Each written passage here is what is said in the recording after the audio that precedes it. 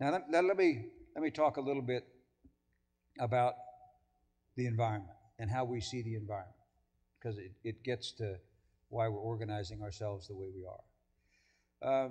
First of all, we have been at war for 8.5 years, and we're involved in a long term ideological struggle with a global extremist terrorist network that attacked us on our soil. And I see some people here with combat experience. You know that these are ruthless men and women, and they're not going to quit, they're not going to stop, and they're not going to give up. They're going to have to be beaten. But it's a long-term struggle because it is an ideological struggle. And so against that backdrop of the fact we were at war with these folks, we look at the trends we see in the global environment. And those trends seem to us more likely to exacerbate this conflict rather than to ameliorate it. What am I talking about? First of all, example, globalization. Up until a year or so ago, globalization was bringing prosperity to a lot of countries around the world. But unfortunately, that prosperity was unevenly distributed. And you had have and have not countries. And the populations of those have not countries are much more susceptible to recruiting by these extremist networks. Technology, another double-edged sword. The same technology that is being used to bring knowledge to anyone with a computer is being used by terrorists to export terror around the globe. Demographics, also going in the wrong direction. We have studies that say that the populations of some of these developing countries will double in 20 years. Can you imagine the population of Pakistan doubling in 20 years and the problems that would present an already strapped government? The other thing about demographics is people are increasingly moving to cities. By 2030, estimates are that 60% of the population of the world is going to live in cities. Those of you that have fought in the slums of Sadr City in Baghdad, an area 3 miles by 5 miles where 2 million people live. That is a tough operating environment. And the other part about demographics, it's going to increase, as the populations grow, it's going to increase competition for resources. The middle classes in both China and India are already larger than the population of the United States. That's a lot of two-car families.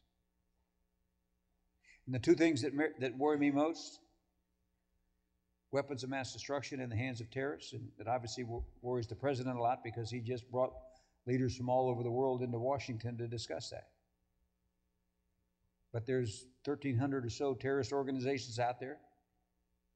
There's no doubt that most of them are seeking some type of nuclear or radiological weapon, and I've been saying this since I watched 24 the last 2 weeks. But when they get it, I firmly believe they will attempt to use it against the developed country. And safe havens.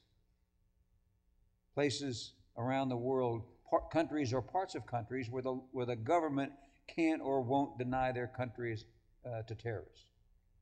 Places like Yemen, places like Afghanistan before September 11th. And we can't turn a blind eye to those places because, as you saw on Christmas, that attack emanated from Yemen. So if you look at those trends, it seems to us that we're likely to be in a period of what we call persistent conflict for a decade or so. And I define persistent conflict as a period of protracted confrontation among states and non-states. But everyone will be increasingly willing to use violence to accomplish their political and ideological objectives. So we're going to be at this for a while, whether we like it or not. And we can't quit. We just can't walk off the field. We're in this for the long haul. Now, for me as Chief of Staff of the Army, it's not enough just to say, okay, we're going to be at this for a while. We have to look at what we think conflict is going to look like in the future.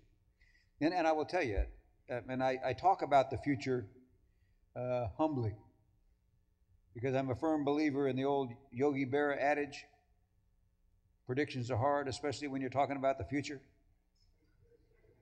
I mean, the flat fact of the matter is none of us can predict the future. We can study it, we can think about it, but we do that knowing the best we're ever going to do is get it about right. And if we get it 85%, man, we are golden. So that's what we do. So we have to look hard at conflict. And certainly Iraq and Afghanistan, those wars that we're fighting are harbingers of the way ahead. But we feel you also have to look at what happened in Lebanon in the summer of 2006.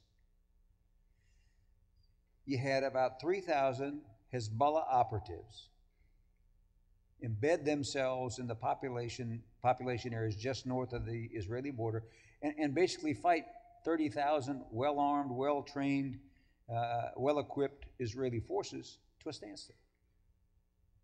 Hezbollah, a terrorist organization, a non-state actor, supported by two states, Syria and Iran, operating inside a state, Lebanon, fighting another state, Israel. And the significant thing is you have a terrorist organization that has the instruments of state power. They started the war with over 13,000 rockets and missiles.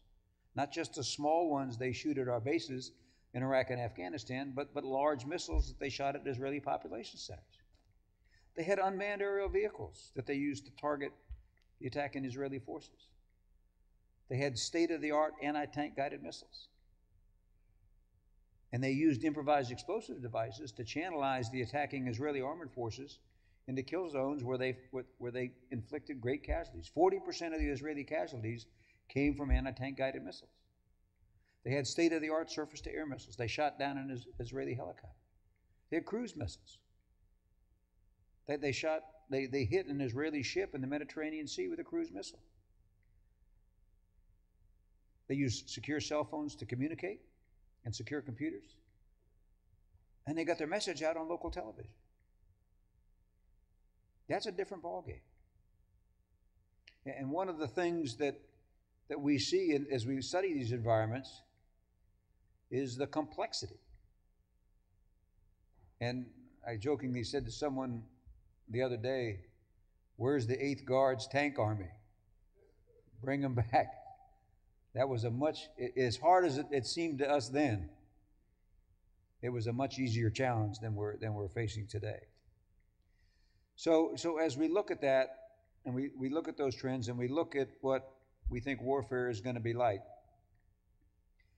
we are working to build an army that's a versatile mix of tailorable and networked organizations that are operating on a rotational cycle. Rotational cycle, much like the Navy and the Marine Corps have been operating on for years. But that is the direction we're moving with the Army. And we are organizing the entire Army into 3 force pools, active, guard, reserve. And each one of those force pools will contain a corps headquarters, 5 division headquarters, 1 or 2 are guard, 20 brigade combat teams, 3 or 4 are guard, and 90,000 enabling forces, military, police, engineers, aviation. Half of those are guard and reserve. And we'll have 3 of those. But we have to do that because, as I said, we're going to be preparing and deploying forces for a decade, and we're going to be doing that with a volunteer force.